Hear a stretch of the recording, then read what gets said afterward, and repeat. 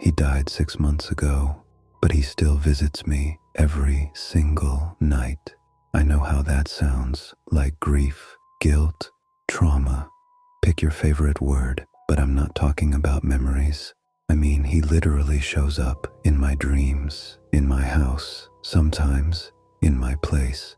My name's Adam. I've been married to my wife, Sarah, for 7 years. We weren't perfect, but we were normal. Bills, Netflix, stupid arguments about whose turn it was to do the dishes. You know, regular life.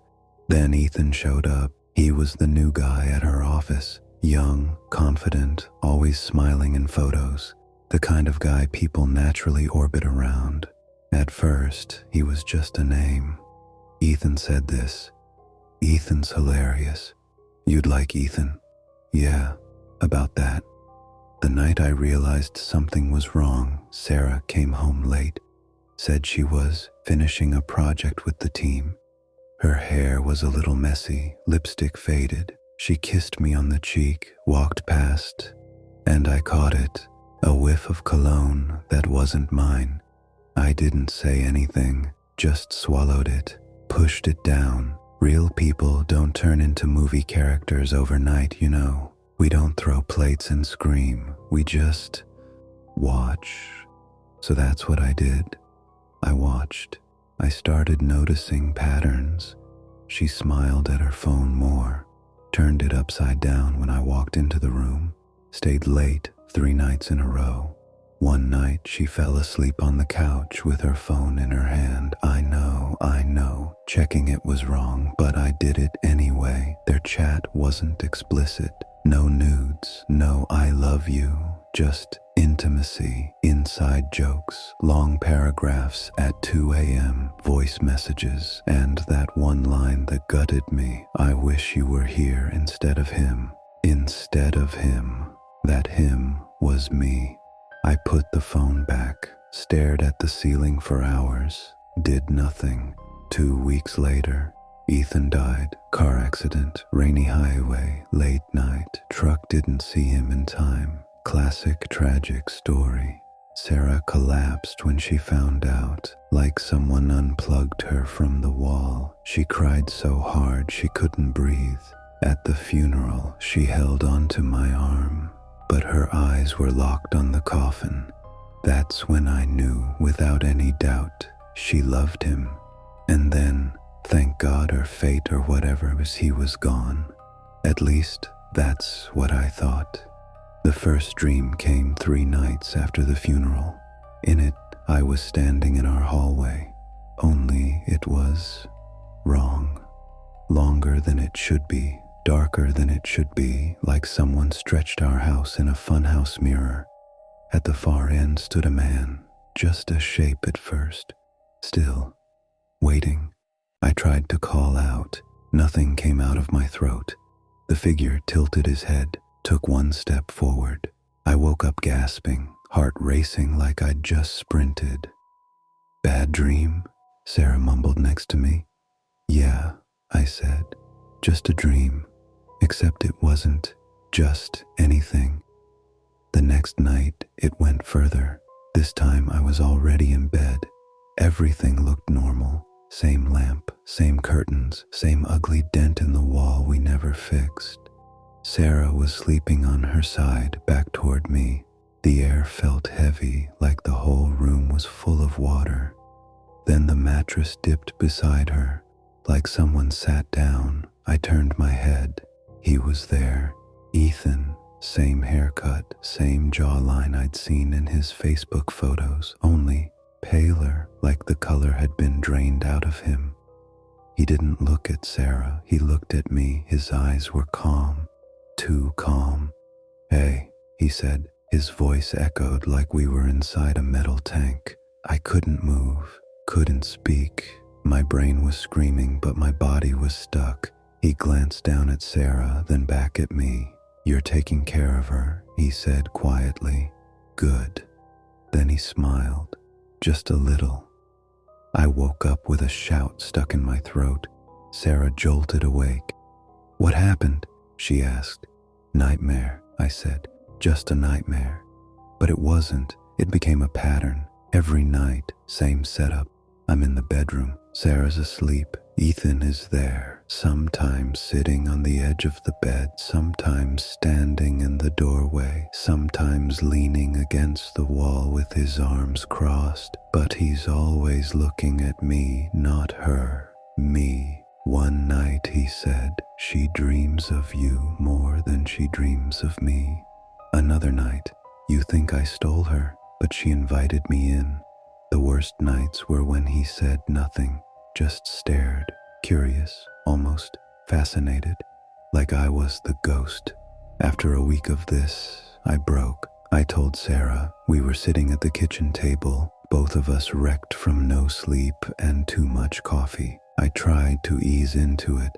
"Have you been dreaming?" I asked. She went very still. Her fingers tightened around the mug. "About what?" she asked. "About him," I said. Her eyes filled instantly. She nodded without looking at me. "In my dreams," she whispered, "he doesn't talk. He just stands in the corner, sometimes closer to the bed, sometimes behind you, watching."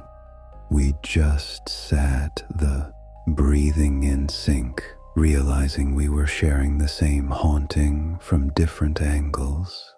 That should have made me feel less crazy. It didn't. After that talk, things in the house started to slip.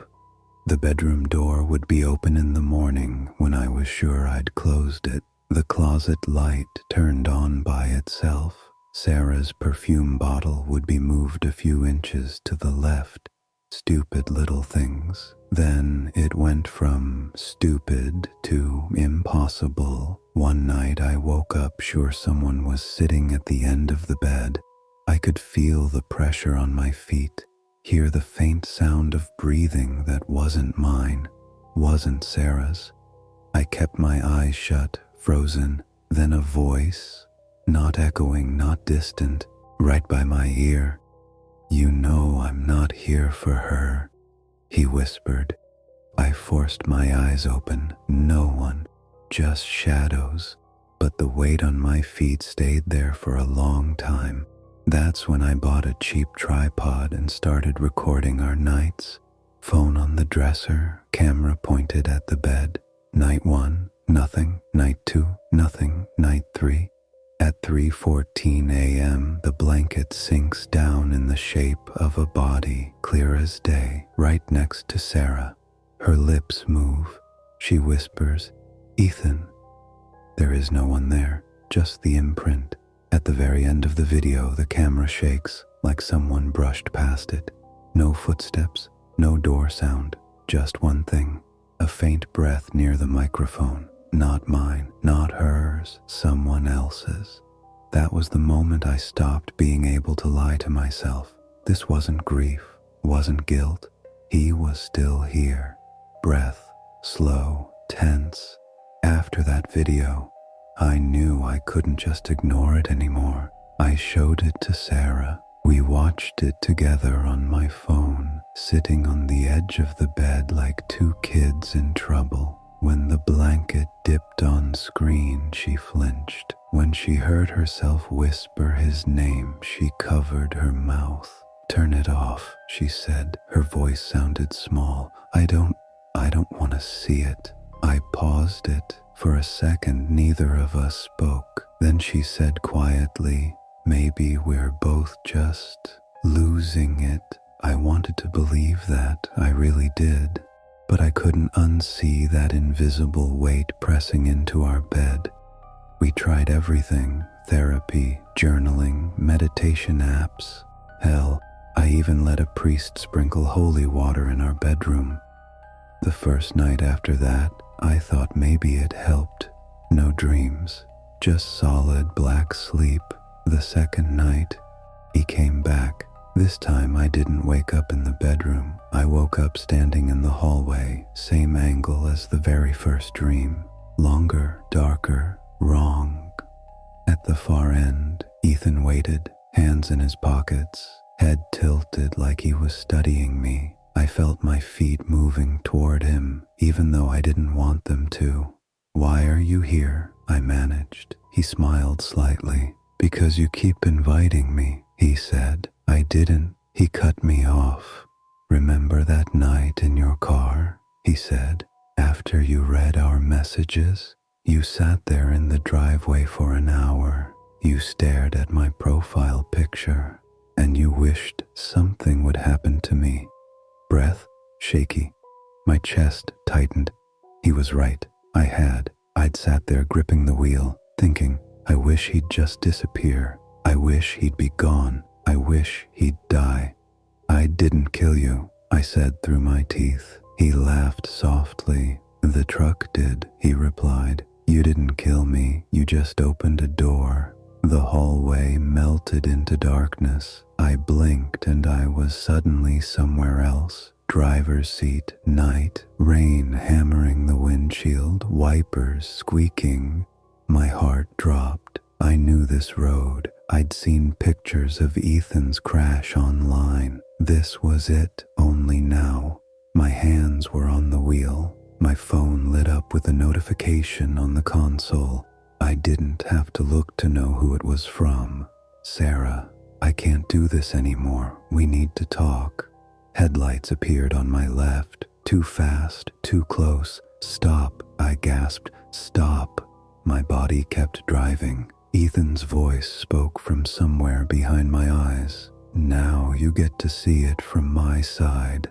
The truck's lights filled everything. Metal screamed, glass exploded, impact. Then I was back in bed, bolting upright, choking on air. Sarah was shaking me.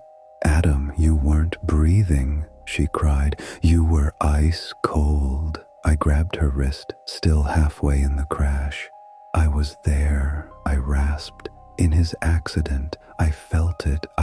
She pulled her hand away, terrified. "It was a nightmare," she said, but her eyes said, "What if it wasn't?" After that, the lines started to blur. Sometimes I'd catch my reflection in the mirror and it didn't quite match. My mouth twitched a split second late. My eyes looked wrong, too dark. Sometimes I'd talk and hear Ethan's cadence instead of mine. One night, half asleep, I heard his voice whisper right behind my teeth, "We're getting closer." Sarah was falling apart too. She stopped going out, barely ate, flinched when I touched her shoulder. One night she said, "When you fall asleep on the couch, sometimes you smile in your sleep, but it's not your smile. It looks like his." She started crying. "I think he's using you," she whispered. I didn't know how to answer that because I was starting to think the same thing. The final dream started like this. Nothing, no house, no car, no hallway, just black floor, black sky, endless space.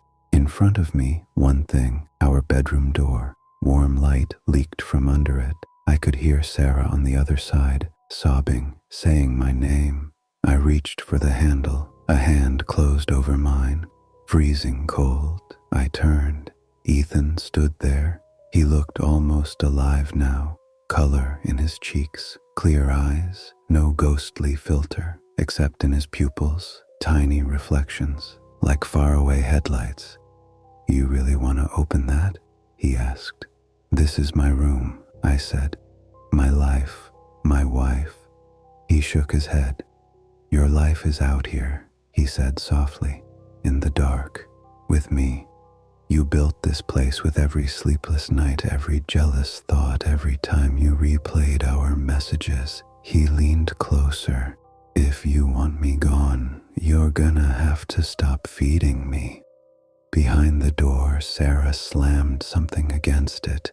"Adam, please," she screamed. "Don't leave me with him." My hand tightened on the knob. "What are you doing to her?" I yelled. Ethan shrugged. "Same thing you are," he said. "Dragging her through this every night. She cheated. You hated. I died. Nobody let go." He met my eyes. "So, what do you want, Adam? You want to live?" Or you just want me erased? For the first time since this started, I stopped thinking about him and thought about me, about how I hadn't really been living for months, just existing between nightmares, about how much energy I spent replaying everything, hating everyone, including myself. I realized something ugly. I didn't just want Ethan gone. I wanted the feeling of him gone. The hatred, the humiliation, the obsession. I wanted my mind back. Breath, long, shaky. So I let go of the door. Ethan's eyebrows lifted. Really? He asked quietly. Yeah, I said, I'm done being your battery. You died. She messed up. I messed up, but I'm done living in this halfway place with you. For the first time ever, I closed my eyes on purpose. I didn't try to fight the dream, didn't bargain, didn't plead. I just stopped. When I opened my eyes, I was in bed. No void, no door, no Ethan, just Sarah sitting beside me, shaking, her face wet. Is he gone? She whispered. I didn't know, but the room felt different, lighter, like someone had finally opened a window. Soft breath. I don't know, I said, but tonight I didn't see him. I only saw you. She broke down, sobbing into my chest. It's been 3 weeks. I still wake up sometimes, expecting to see him in the doorway. Head tilted, hands in his pockets. He hasn't shown. Maybe he found someone else to haunt. Maybe I finally stopped giving him space in my head. Or maybe he's still out there waiting for one of us to invite him back. Final whisper. He died 6 months ago. But the dead don't always need bodies to stay. Sometimes they just need a place in your thoughts. I'm done giving him mine.